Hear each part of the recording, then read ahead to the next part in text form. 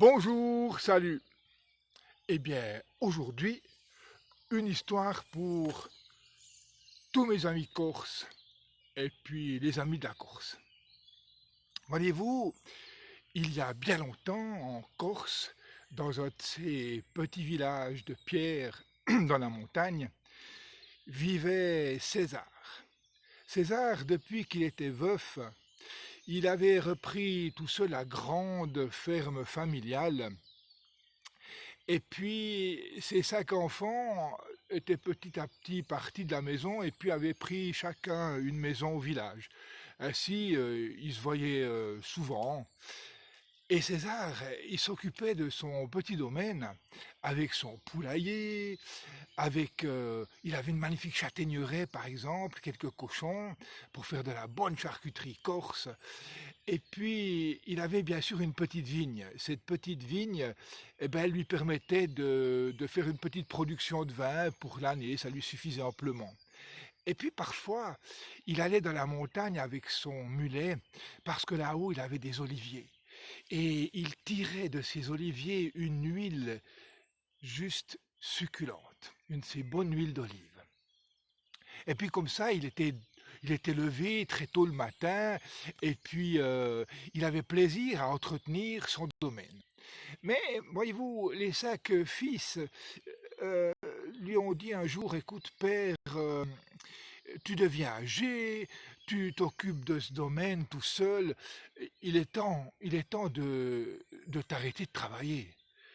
Et puis César, il leur a dit, mais si j'arrête de travailler, qu'est-ce que je vais faire? Bah, tu vas venir chez nous, écoute, tu vas partager le domaine, tu vas partager ton bien en 5 parties, et puis tu vas venir loger chez celui qui a le plus de place, et puis tu iras manger une fois chez l'un, une fois chez l'autre, ça se passera bien. Et il a dit, il faut que je réfléchisse.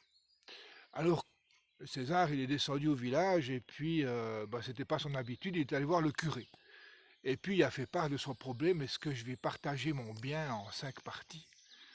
Et le curé lui a dit, après lui avoir fait quelques reproches qu'il ne voyait pas souvent César à l'office, et dans cette église un peu lugubre où ça sentait un peu le moisi, c'était une vieille église qui aurait mérité rénovation, il m'a dit, ça me rappelle un cas quand j'étais dans la Corse du Sud. Il y avait là un gars qui a voulu partager son bien. Et donc il a partagé son bien entre ses 3 fils.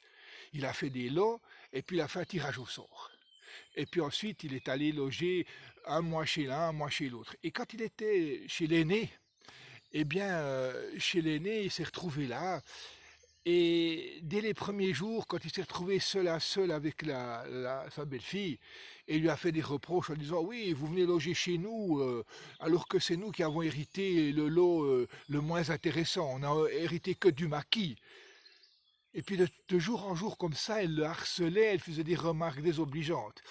Et il était venu me trouver, et alors je lui avais dit que, après qu'il m'ait expliqué qu'en fait lui il dormait sous la chambre de son fils et de sa belle-fille, et que voyez-vous dans ce temps-là les planches elles étaient un petit peu écartées comme ça, eh bien je lui avais remis une petite caissette avec les petites pièces d'argent des 4 quêtes des dimanches précédents, et je lui avais dit de compter les piécettes à haute voix. Peut-être que la belle-fille allait changer d'attitude. Et ça n'a pas manqué. Un jour, il entendait que la belle-fille était en train de faire le ménage à la pièce supérieure, et lui, il était avec sa petite caissette de pièces, et puis il comptait ses pièces d'argent comme ça. Et la belle-fille, elle a changé immédiatement. Dès ce jour-là, elle est devenue gentille, elle a fait des déclarations avec sa petite voix mielleuse, et elle a dit à son mari, tu sais, ton père, il faut qu'il reste chez nous.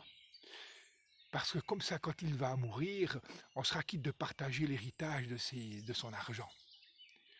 Et ben, le père est devenu très vieux et après l'office de l'enterrement, la belle-fille elle s'est précipitée dans la chambre du vieux pour récupérer la caissette où il y avait l'argent. Et puis, vu que le vieux était illettré, il m'avait demandé d'écrire sur un petit bout de papier un proverbe bien de chez nous qu'elle a trouvé en ouvrant la boîte et qui disait que celui qui partage son bien avant de mourir reçoive un coup de massue. Alors César, quand il a entendu cette histoire, Il a remercié le curé et il est retourné chez lui. Et le dimanche suivant, il était tellement occupé qu'il avait oublié d'aller à la messe, César. Le dimanche suivant, ses 5 fils sont revenus.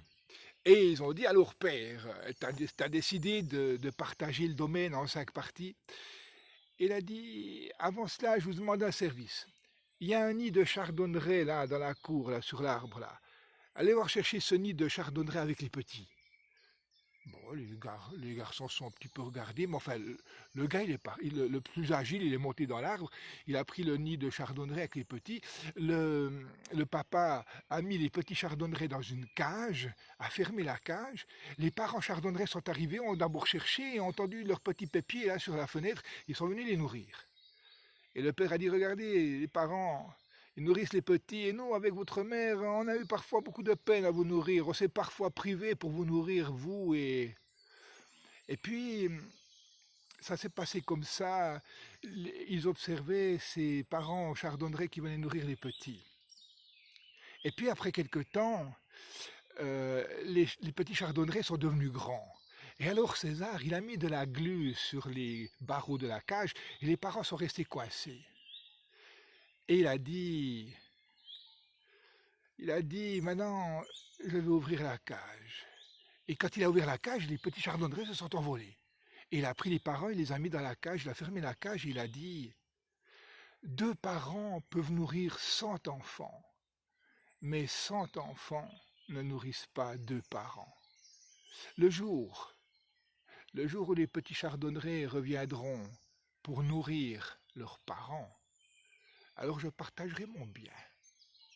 Et c'est ainsi que César a expliqué à ses enfants que non, il n'allait pas partager son bien. Il allait tenir son bien jusqu'à sa mort. Et il leur a dit finalement, vous vous débrouillerez quand je serai parti pour vous partager le domaine. Et c'est ainsi que César a vécu encore longtemps dans son domaine sans le partager. Aussi vrai que je vous le dis, mon compte est dit. Je vous souhaite une très belle journée avec ce ciel corse. Et prenez bien soin de vous et de ceux que vous aimez. À bientôt.